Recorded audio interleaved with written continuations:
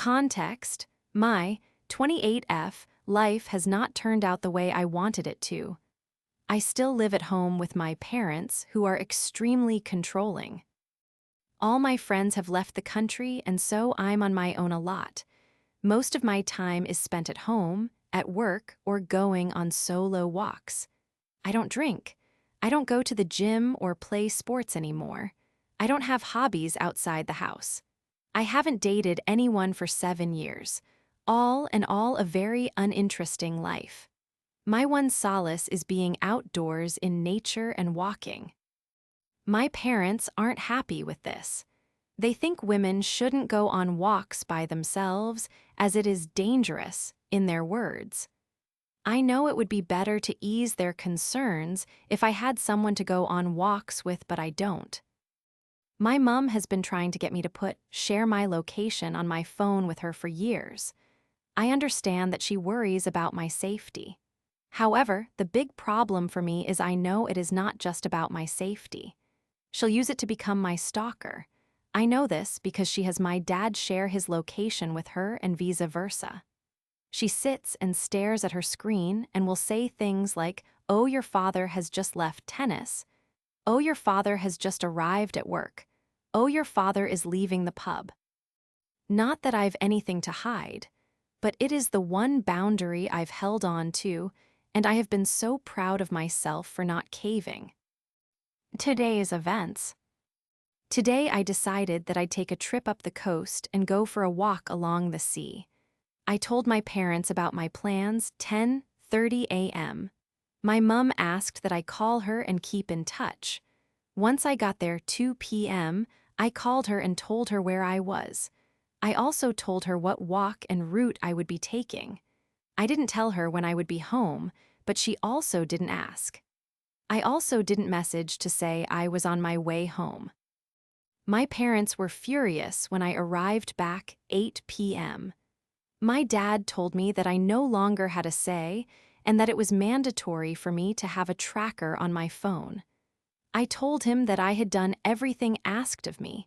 I had called, explained where I was going, etc. I also said they could have called me if they were concerned about my whereabouts. So as a result, I've been punished.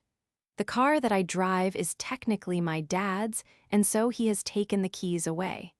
He says that I can buy my own car or grant them access to my tracking information. They said they would never do this to me, hold the fact they bought the car over my head.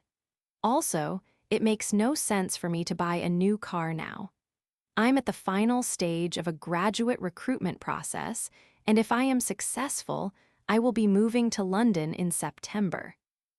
However, I need to survive between now and then, and without a car, the little life I have is impossible. So, AITA for refusing to let them put a tracker on my phone when their concern is my safety. Edit: my dad hasn't told me that he has taken the keys. I've a work event today, day after post, and he plans for me to not find them when I need to go. An update. Things were very frosty the next couple of days. My mum eventually came to me and said that she was going to address the elephant in the room. She said that she was very disappointed in me, but as I didn't care about her, she will just have to live without it, the tracker on my phone. I think she expected me to cave at that point, but I didn't. I said, "Thank you for understanding," and that was it. The car keys were returned to the drawer, and nothing more was said about it from anyone, including my dad. To this day, I have no idea why the 180-degree flip happened.